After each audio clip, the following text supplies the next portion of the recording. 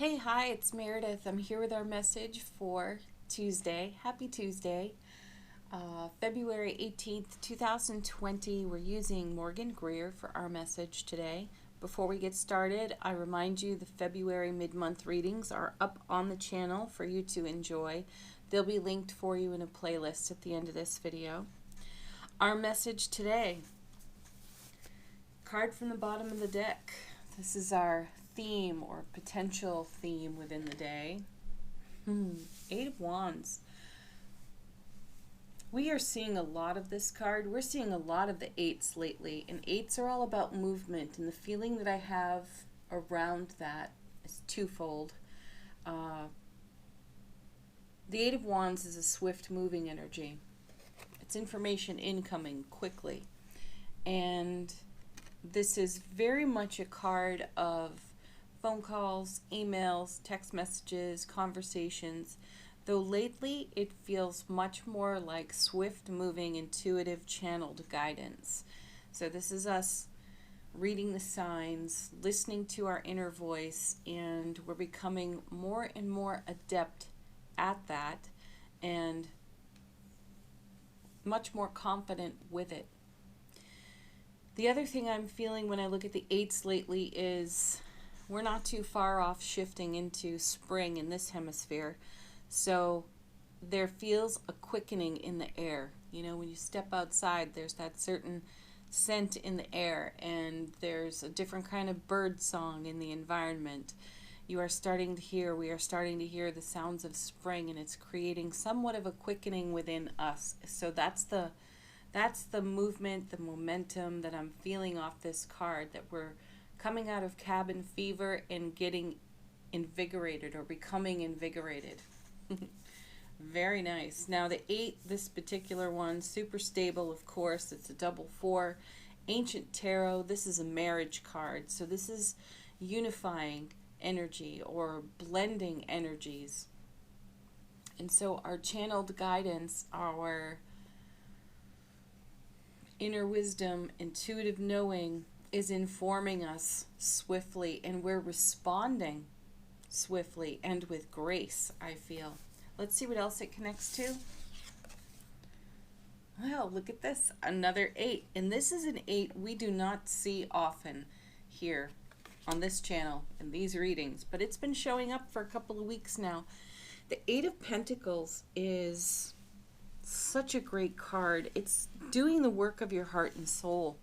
That's at the core message of this particular card, and it's another one of those, this is a master at work kind of card. You see it on the 3 of Pentacles. You definitely see it on the 8 of Pentacles. The 3, it's more in some kind of public forum. It's something on display for others to see and enjoy. And this is the master at work quietly, you know, in their studio, in their workshop. And there's deep meditation on this card too. It takes a lot of concentration to do this kind of work, this fine work. And it takes a kind of discipline. And when I say discipline, I remind you so often to take the negative off of that, because that's how this card gets a ho-hum reputation.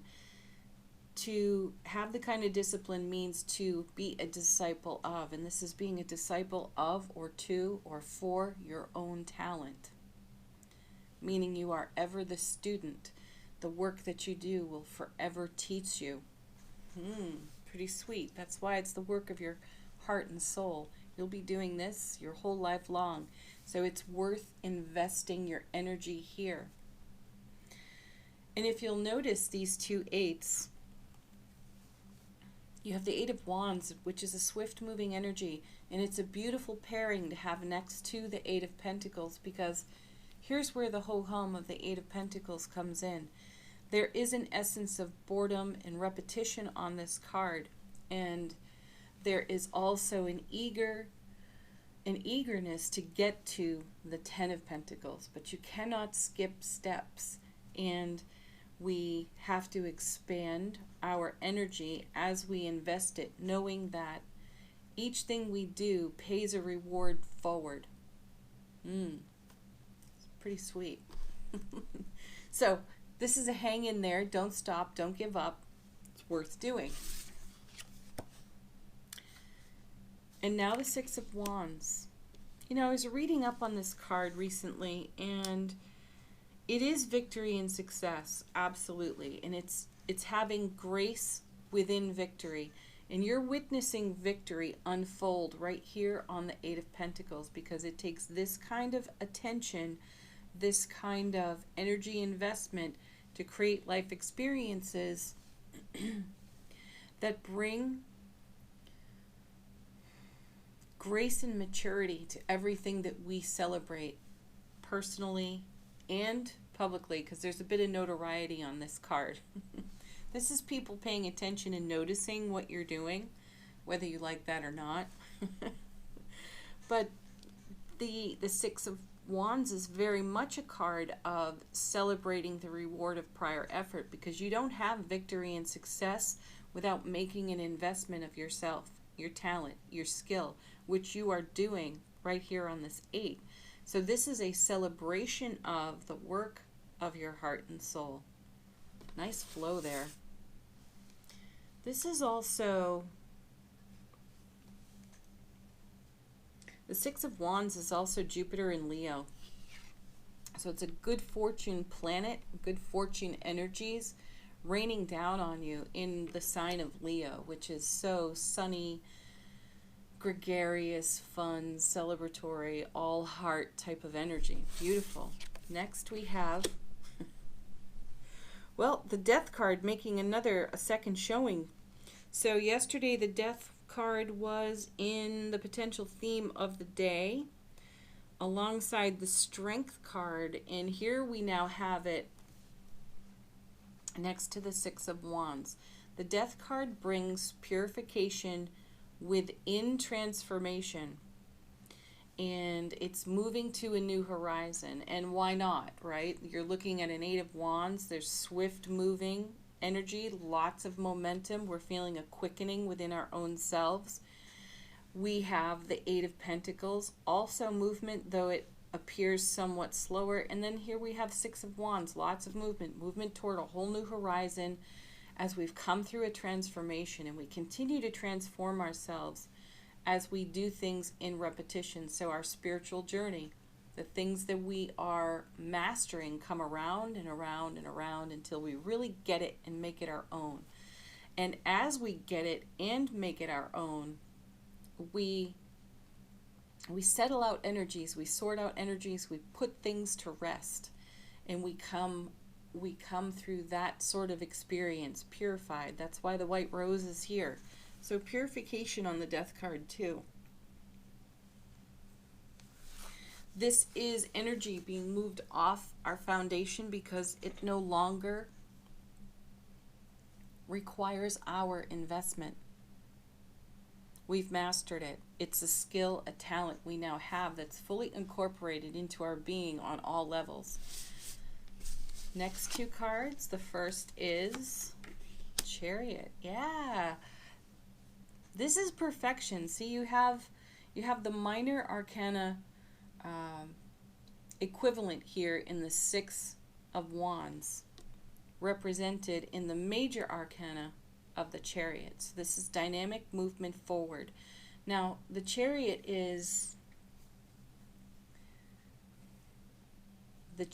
represents just the kind of mastery required that we are in development for over here on this 8. It's that kind of mastery that allows the charioteer to move forward with will and determination. Not reins, not forcing. It's really the charioteer's not holding reins. These horses are being directed by the charioteer's will and determination. And you develop that through your self-mastery and by responding to it swiftly, not deliberating and debating about it, but becoming practiced and disciplined with it. Being a disciple of your own talent creates this kind of successful, victorious, purifying, transformative movement in your life.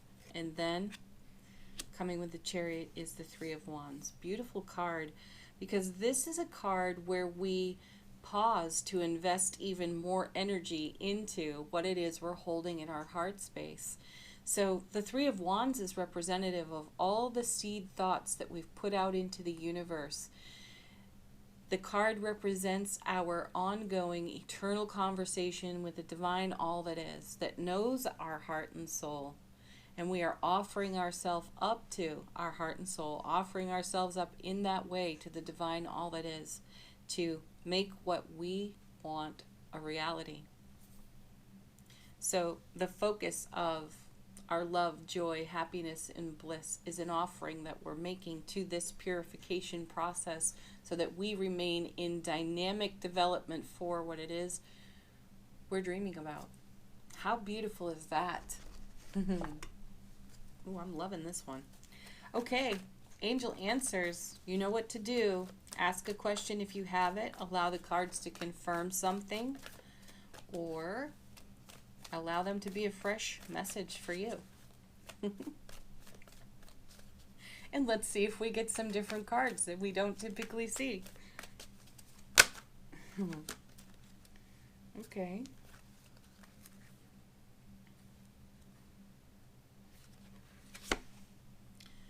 Look for a sign. I'm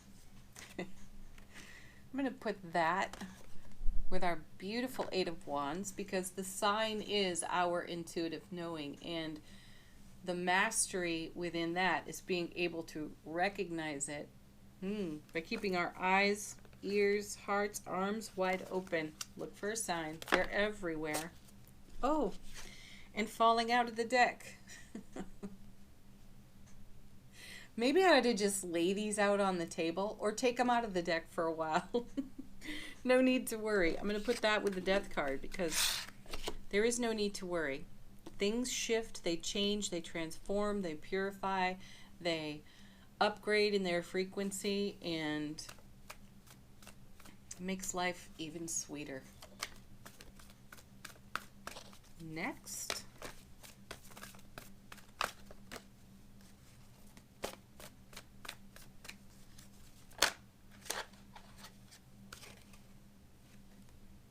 Be assertive. You know that's going with the Chariot, because that's dynamic. That's dynamic movement. That's pretty sweet. The 8 and the 6 both embody some of the Chariot within them, don't they? So be assertive. Take your talent and your skill on the road in the Chariot. Don't delay. Don't hesitate.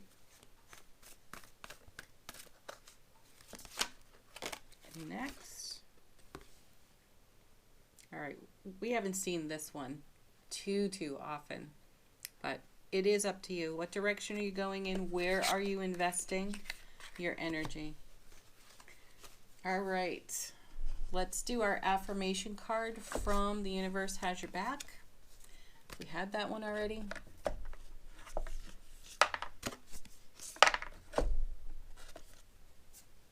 We've got obstacles are detours in the right direction.